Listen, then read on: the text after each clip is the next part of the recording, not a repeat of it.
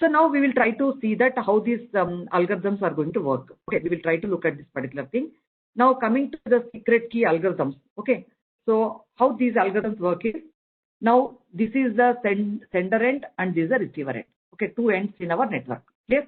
Two different nodes. It can be in a LAN, WAN, or over the internet. Okay. So now in this particular case, what happens is when the plain text has to be sent to the other end. Okay, plain text has to be sent to the other end. So what happens is that first they need to agree upon one algorithm, which algorithm they want to use, like ID algorithm or AES algorithm. What is the algorithm both are going to use for carrying out encryption, decryption, and both need to have shared secret key setup. Both need to have the shared secret key setup. They have to agree upon the shared secret key between the two. Okay, and then once these two are done, the plain text will be passed through that algorithm, and by giving this shared secret key, which results in a ciphertext. So from the sender end, the ciphertext will be dispatched, which will be transmitted. That transmission can be over the wireless or wired network, or maybe through a device, whatever it is. Clear? So once it reaches at the other end, this same ciphertext will be given to the same decryption algorithm, and then the key is going to be given the same secret key, which results in the plain text. Okay, that's all. In between, if someone tries to capture the ciphertext, okay, intercept the communication going on, they will see some scrambled information. So from there, it is not possible to get back our plain text unless you apply some kind of cryptanalysis techniques, which is very, very difficult. Okay. So again, the secret key or symmetric algorithms are of two types: block cipher and the stream cipher. Okay. Suppose if you are trying to encrypt data, okay, not the audio or video frames. Okay. So then in that particular case, you try to choose the block cipher, which operates on a block of message or a plain text at a time. Okay, which operates on a block of message or a plain text at a time. So that is generally for a data part. Actually, I am trying to browse some websites and trying to collect some data and all. In that particular case, we'll go to the block. Whereas when you are trying to have this audio or video and other things like that, then in that particular case, to safeguard the application behavior, streaming effect. Okay, then in that particular case, stream ciphers are used, where they are slightly different. They operate on each character in the message at a time, rather than waiting for the entire block and perform the encryption. The reason is when you hold it for some time, it may try to create a problem to the application. Whereas if you try to operate on character by character quickly, it may not disturb the behavior of audio and video streaming applications. Okay, so this is something data encryption standard. Just you look at it. We need not worry about this and go to the details.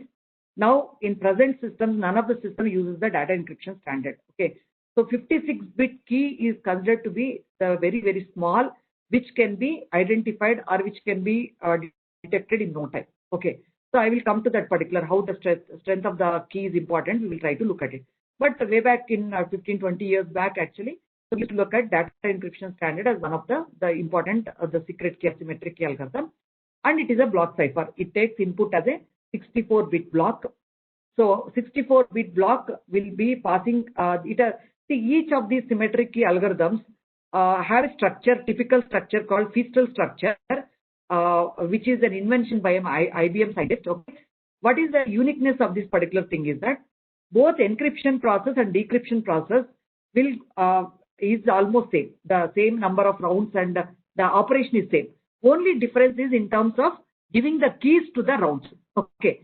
So what happens is, like in this case, if you look at it, the 64-bit initial the block, it will go through the initial permutation, and you have the various rounds where the different the operations are going to be okay. So SBox and other things are available here. So what happens is the data moves to each of these rounds. While you move the data each of the rounds, you are also trying to provide a 48-bit sub-key generated out of this key. Okay. So you have a sub-key generation algorithm which takes the 56-bit key. As I told you, there is a secret key which is required for each of these symmetric key algorithms. It is the key of the data encryption standard. Okay. So it will pass through the sub-key generation algorithm, which will generate a 48-bit key. So which is given as an input. So like that, 16 48-bit keys are generated through the sub-key generate algorithm out from this 56-bit key, and each of these keys is given as an input to each of these function. Okay. So each is a mathematical transformation, SBox and other things like that. Now, after it passes through it, there is a swap of left 32 and right 32 bits, and the final permutation takes place. This results in a 64-bit output, which is encrypted. Okay. How this is, what happens at the decryption end is, the algorithm remains the same. The input will be the encryption block, which will pass through the same thing. Only difference lies with the subkeys which are given. So subkeys are given in the reverse order at the receiving end. K16 to K1 will be the order in which the keys are given to each of the round. Round 1 will get K16, round 2 will get K15, like that. Okay. So that is how this particular structure is defined. If you look at the other algorithms, symmetric algorithms like AES, IDEA, and other things, all those things, symmetric algorithms are also depending on the same crystal structure. How they are different is in terms of number of rounds. Okay, like IDEA has got 8 rounds. Okay, and what is the input block size and what is the key length? They all will vary from one to the other kind of thing. Okay, so now see, as I told you, 56-bit is a very small the key size.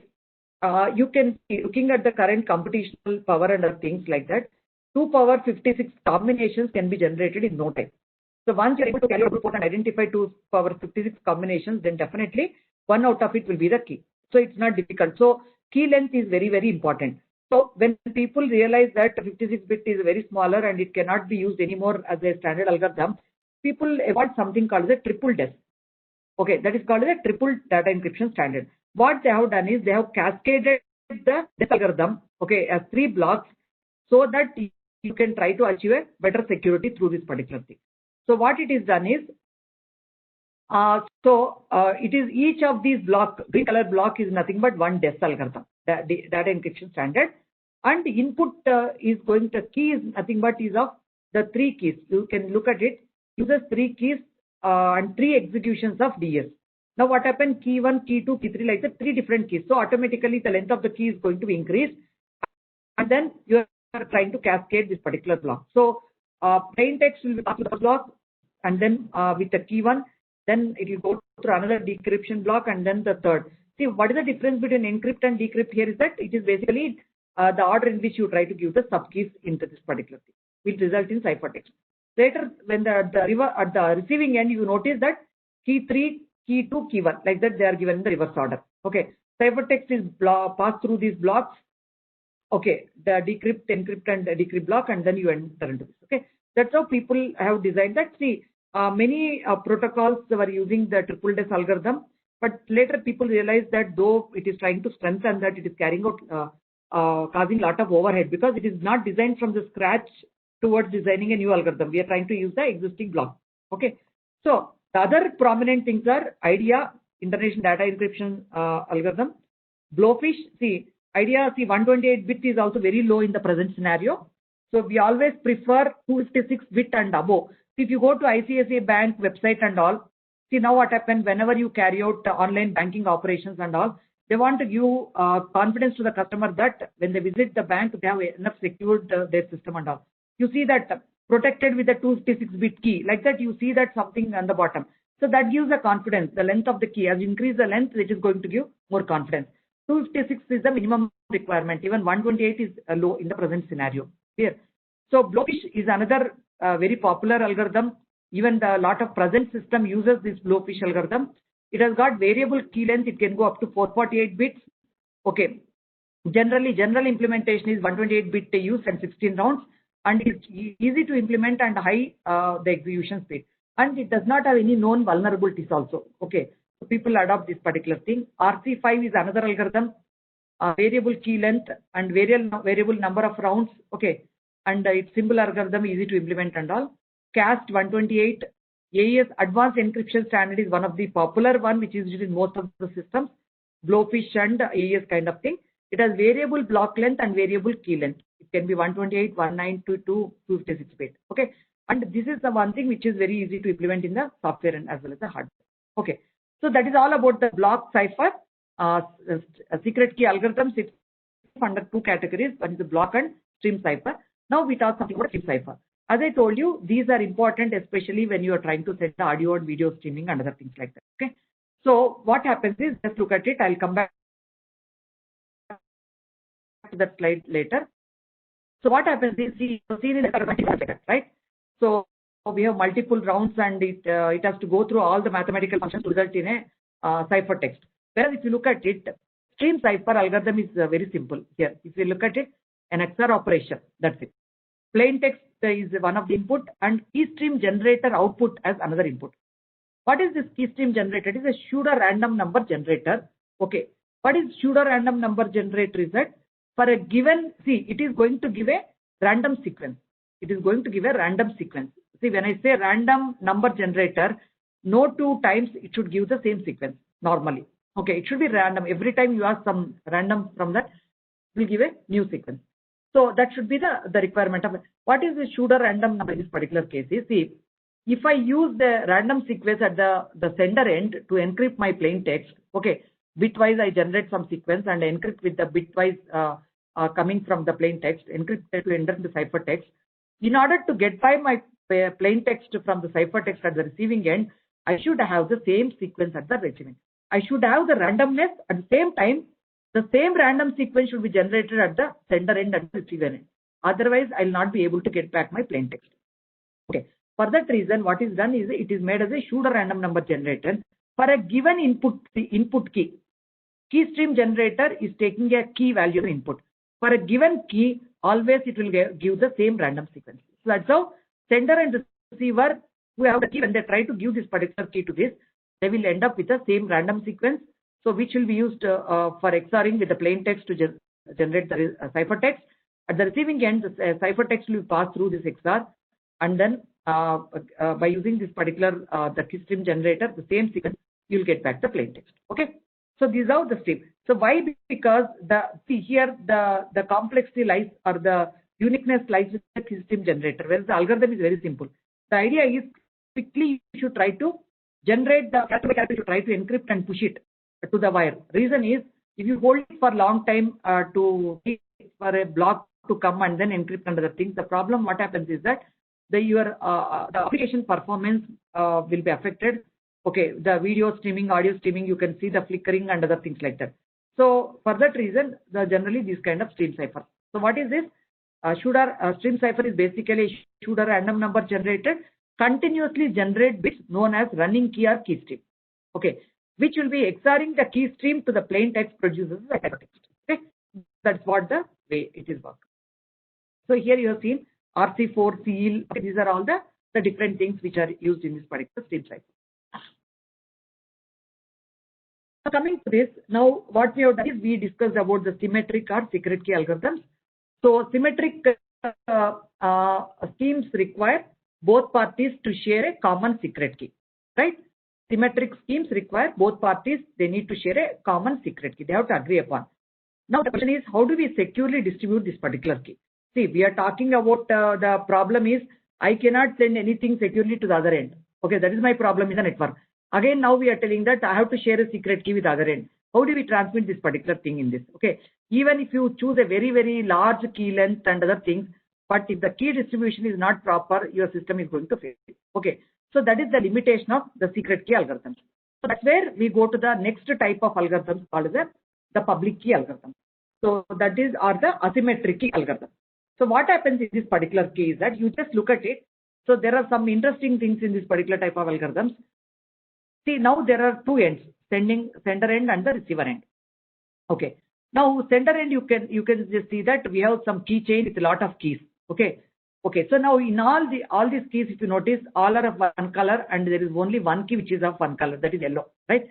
So what happens is, whenever you want to make use of public key algorithms in our networks, okay, every person will be holding a set of keys. Okay.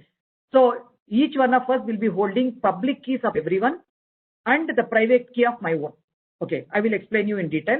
So I will have the public keys of all other people in the group along with my private key. Okay, I will have my own public key as well as private key, but for other people I will have only the public key of them.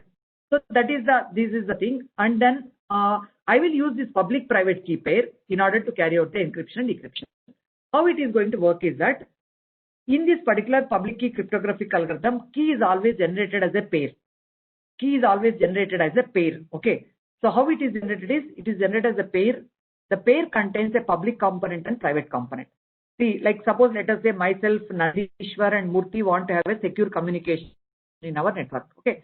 So Nandishwar will have a key pair, public-private component. Murthy will have a public-private component of the key pair with him, and Lakshmi also will have the public and private key pair components of the key pair. Now each one of us, what we will do is we will hold the private component with us. I have my private component. Nandishwar has got private component, and Murthy has got a private component. Whereas public component of each one of our key pair we will share with everyone in the group. Okay. So then after sharing, what happened? Lakshmi will have the private key of her own and public keys of Lakshmi, Nandishwar as well as Murthy. Similarly, Nandishwar will have private key of his own along with the public key of his own as well as the Murthy and Lakshmi. Okay, that's how it is done. Now, how these keys are used is that if a key is generated as a pair, okay, if I use public component for encryption purpose, I have to decrypt it with the corresponding private key. That's how these algorithms are designed. If I use public component of a key pair for encryption purpose, that encrypted text can be decrypted only by using the private component of the key pair. Now, let me give an example. Say like I want to send some plain text, some confidential document to Nandishwar. Okay. I don't want other people in the network to have a look at the content. Only Nandishwar should be able to open. Okay. Now, what I told is if I encrypt it with the public key, I'll be able to decrypt with the private key. Okay. So corresponding private key. Now, just notice that private key of Nandishwar is the only component which is available only with Nandishwar, right? So, whereas public key of Nandishwar is available with everyone else. Okay. Now, what I will do is that, see, initially Nandishwar has already shared his public key with me. It is there in my keychain. What I will do, I will use his public key, Nandishwar's public key, along with the plain text. These two will be passed through the public cryptographic algorithm, which will end up into ciphertext. Okay. What I've done is I encrypted my plain text document using a public key algorithm and passing the public key of the Nandishwar as input to this particular thing. Once I send that particular thing, it is transmitted, encrypted, and let us say this is even captured or intercepted by Murthy, for example. Let us say Murthy and Nandishwar both are able to see this particular thing. Now, only Nandishwar will be able to decrypt this because what is our understanding? If I encrypt with the public key of a key pair, okay, which is generated, I'll be able to decrypt it with the corresponding private key, which is available only with Nandishwar. So Nandishwar will be able to decrypt that to see the document, whereas Murthy will not be able to see that what is happening because Murthy has his own private key but not Nandishwar's private key. So see what is happening in this case is we are trying to provide confidentiality service by encrypting the plain text using the receiver's public key. Okay, by encrypting with the receiver's public key, we are trying to provide the confidentiality here, right? See, in this case, if you analyze carefully, I don't have any secret key to be shared with the other party. Either I will share with everyone or I keep it with me. When I generate a key pair, the private key is always with me. Whereas public key, I can share it with Murthy, Nandishwar, or even someone else. Okay. Whereas in the previous thing, I have to share only with the person with whom I want to send the communication. That is a secret. Maintaining a secret is difficult. Maintaining public key, you can give it to everyone, right? So that's the advantage of going for the public key. So, but this another important thing with this particular public cryptographic algorithm is that in addition to the confidentiality, this particular cryptographic algorithm helps us to provide other service, that is authentication. That's where we heavily use it in the digital signature and all. Okay. This particular type of cryptographic algorithm will provide multiple services. As I told you, each key pair when generated, it has got two components, private and public. And it is used for confidentiality, authentication as well as exchange. Okay. We already saw, right? How do we provide the confidentiality? The sender encrypts using the public key of the receiver. Okay. I should not encrypt with my public key. If I encrypt with my public key, I can only decrypt that with the private key. My objective is I want to encrypt the plain text so that that's the requirement. So what I need to do, I need to analyze what is that component which is available with Nandishwar. It is the private key of his key pair. So if I want to allow decryption with the private key of his key pair, the corresponding key which I need to use is his public key. Okay. So that's the reason the receiver's public key is used by the sender for encryption purpose, so that only receiver can decrypt the cipher message with his own private key. No one else will be able to do that. So that is the beauty of this particular cryptographic algorithm. without sharing any secret key, we have to enable the potential here. See, RSA is one of the popular cryptographic algorithm. Okay, one is factoring the prime numbers and other things like that. So generally, have a look at it. So we don't go to the mathematics. Just at least we need to understand what is the difficulty in the RSA for any person to break. Okay. Normally, what is done is in this algorithm, normally two large prime numbers are selected. Okay. So P and Q are the two large prime numbers, and some kind of the product is taken. That is a P product Q. Okay. P multiplied with Q is one of the entity. And then some another auxiliary function phi of n is also calculated, P minus n and Q minus 1. Okay. Now it is all based on the modulus arithmetic. Okay. So what happen is select E, which is a number, which is nothing, which is relative prime to the phi of n. Okay, which is a relative prime. So whether the GCD is equivalent to 1. Okay. So select E so that E is a relative prime to phi of n. Okay. After you get the particular relative prime, you are trying to take the multiplicative inverse of E. So how do you get multiplicative inverse? Nothing but minus 1 mod phi of n will give the dimension. See, out of these two, E and D, okay, if one is chosen as a public key, other one will be in multiplicative inverse will be the private key. So now we opted E comma n, E along with the n is chosen as a public key, D comma n are used as a private key. Okay. Now how the encryption happen? It's again modulus arithmetic. So E comma n. So M is a message or a plain text which you want to encrypt. M power E mod n will result in ciphertext. This is a simple algorithm, is simple, but exponential operation will take lot of time. Though one step it will take lot of time.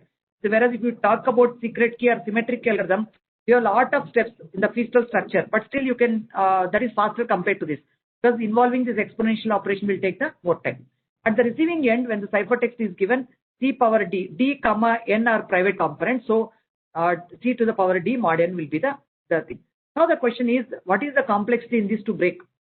Is the question. See, E comma n is public, D comma n is private. Okay. But if you look at it, n is one component which is available in both private and public. That's the reason generally the key length in this public key cryptographic algorithm are longer compared to the symmetric key algorithm, because there is one component which is known already. Only one component which is kept as secret in the private key. Okay, that's the reason. See, 256-bit key is reasonably secure in the symmetric algorithm. Here 2048 and above is considered to be of that level, or even 4096 like. Okay, so because some component is already available. Now the question is, if I know E comma n, is it difficult to get D value? Is the question. Okay, so E comma n, out of this, if you look at it, what is this n? Okay, if I know see what is required in order to get D, what is required? I should have n value. Is it right? E is known to me. How D is calculated? It's a multiplicative inverse of E. Okay, and the auxiliary function. Okay, so I should have E is known to me. I should have phi of n. What is known to me? N is known, but not phi of n. So how do I get phi of n? I need to break this n, factor this n into this unique prime combination. If I am able to factor n to get this unique prime combination P and Q, then I can easily calculate the phi of n and then do it. But factoring this n, okay, which is a combination of the multiplication of two large prime numbers, is the challenge in this particular case, is the toughest thing here. Okay, so that's where is the complexity lies in this particular RSA algorithm. Okay, so generally the strength of cryptographic algorithms, it depends on the key length. That's very important. Okay, key can be broken by brute force attack. See, it is very difficult to keep the algorithm secret. As I told you, see, we have standard algorithms and we need to make use of those algorithms. Is it clear? That is very important. Otherwise, if you want to design, at least some strategic agencies and some critical agencies like Security Analysis Group and all, some agencies like that, they have to thoroughly test that particular algorithm before we go to the deployment. So designing an algorithm, cryptographic algorithm, is not that the easy thing. Okay. So what is important? So we need to use the existing or standard algorithms. So for that reason, always it may be difficult to keep the algorithm secret. Okay. So definitely the key plays a key role. Key has to be kept secret. Okay. But the question is, like, if you have a smaller key length, within no time you can generate all possible combinations and generate. So we should have a longer key length. Symmetric algorithm, key size currently is 256 bits and above. Okay, even 512 is better option, or 256 is also good. And coming to the public key algorithm, as I told you, part of the public key is already known as the n component. For that reason, here we need to have 42048 bits and above. Okay, for a much cipher.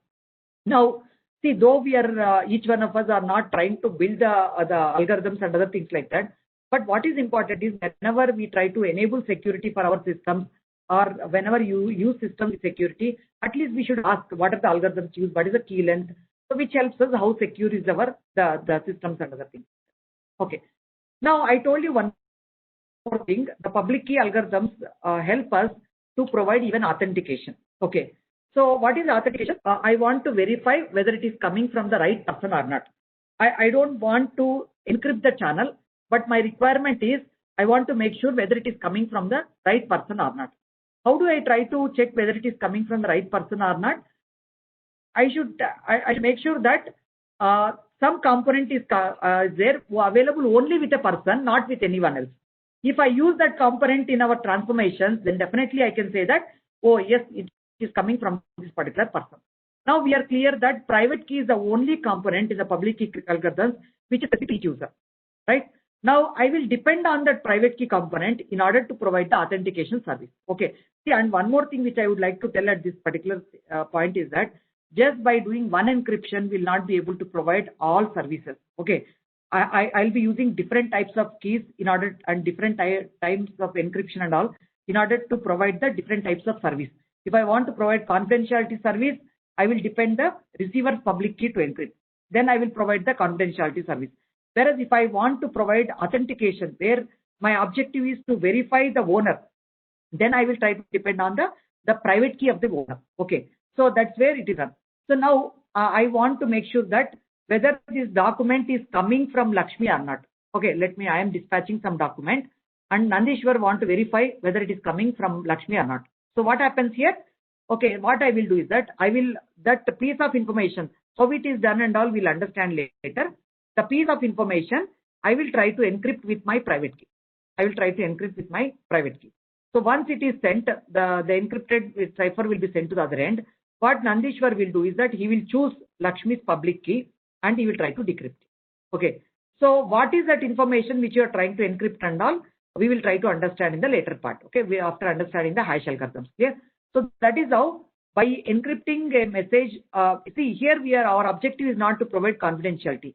We are encrypting some piece of information with the owner's private key, so that we'll be able to verify at a later point of time, yes, it is coming from Lakshmi only. Okay, so that it will help us to prove the origin of this particular document. Okay, so and then once you encrypt with the private key, you can decrypt it only with the corresponding public key. Lakshmi's public key only has to be used for the decryption purpose.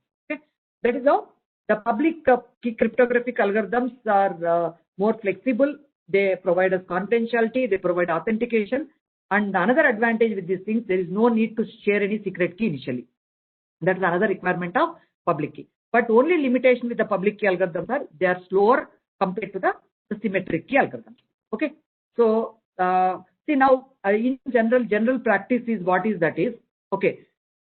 We use a combination of these algorithms in order to provide security. See now public key algorithms are slower, right? I don't want to use the public key algorithm for the entire bulk data which is flowing over the wire. Okay. It takes time. Okay. What I will do is that I will depend on the public key algorithm to share my secret key. Okay. Only the secret key component, small information I will try to share with the public key with the other end, sender and receiver. Once we establish the shared secret key across the two entities, I will use this session key or shared secret key and use the symmetric key algorithms. Okay. For encrypting the purpose. So that's how key exchange purpose we try to depend on the public key.